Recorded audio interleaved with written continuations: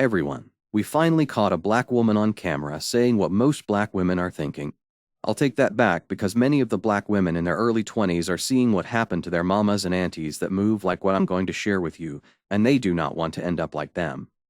There's one statement in this episode of 90 Day Fiancé that you have to hear.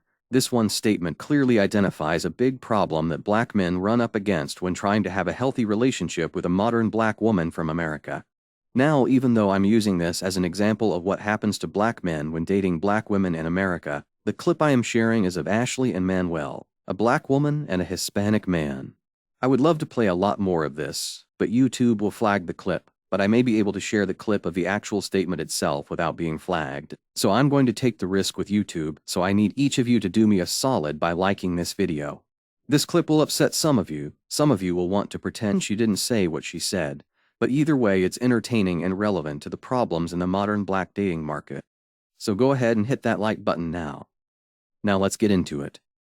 Like I said, I'm going to play the clip of what she says, but to avoid getting flagged, I will share pics and verbally tell you what was said on the lead up to her statement so everyone understands the scenario and why she said it. I'll have to narrate some of this because Manuel is speaking in Spanish, but her statement is in English. It's crystal clear, and it is insane. Let's go. Manuel is 34 and from Ecuador, and he's messin' with Ashley, a 32-year-old sister from New York. I can't say for sure, but it almost seems like she is taking her shot at being a female version of a passport bro. Go to a poor country. Get someone looking for a better life. Bring them to America. They give you full submission and cooperation for life. And you give them their American dream of stability, comfort, and convenience. So anyway, Manuel arrives to the United States. Ashley picks him up from the airport and is now taking him to her home for the first time. He arrives to her house where her little purse dog is continuously barking until he is picked up. Manuel pets the dog as Ashley begins to give him a tour of the house. Okay, everything is going good so far. Ashley has him sit on the bed so he can relax a little bit. As Manuel is sitting on the bed and as he is petting the dog, who's named Rico Suave, with a friendly voice, Manuel tells the dog that he will not be able to sleep in the bed anymore. Now this is where it begins to go off the rails. Manuel doesn't want the pet sleeping in bed with him, but Ashley obviously enjoys the company of her pets and allows them to sleep with her. Looks like we found the first disagreement. Rico Suave has been with me through a ton of partners. And they leave and guess who stays? Rico mother Suave. So as far as I'm concerned, Rico Suave can sleep where he wants, whether it's in the sala or whether it's in the bedroom. Now this is not the biggest issue I want to share, but let's get this right. He's going to be your husband and her king, right? And now that he's there in the home, which is what she has been wanting for a long time, and he's now putting in some order and putting things in their proper place. What is her response? What did she put ahead, her king? The effing dog, everyone. She put the effing dog ahead of her king, and this is where Kevin Samuels would say, buy a dog, die alone, because when presented with a choice, she will put her dog above her man and soon to be king. You can't make this shit up. Now here's the statement you have to hear, you guys. And I come from a family of strong, independent women of color. We dictate in our family line. And he's going to have to figure that out. Oh my lord. Guys, let's rewind this crap, because you gotta hear what she said, because that statement reflects a mindset. Culturally, Manuel is used to telling people what to do and how to do it. And I come from a family of strong, independent women of color. We dictate in our family line. And he's going to have to figure that out. The mindset and the hardwired belief instilled into the modern black woman in America that led to that statement is the issue that black men in America have had to put up with since the 90s, especially the black women born after 1975, because most of them believe exactly what she said. And for the record, this itch is crazy as hell.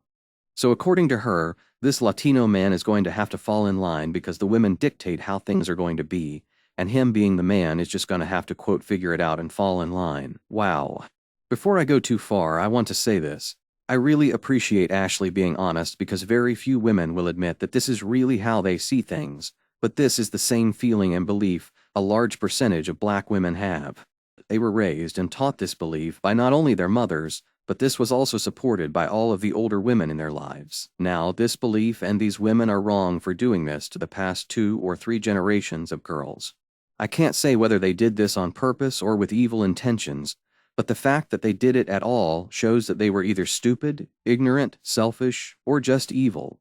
Teaching young girls to grow up thinking like this has caused major problems, not only for those daughters, but it has caused problems for all families in Black America. So Ashley, thank you for making it very clear and saying it out loud so everyone can hear the problem, because it identifies the problem that Black men have had to deal with when trying to build a marriage with a modern Black woman in America.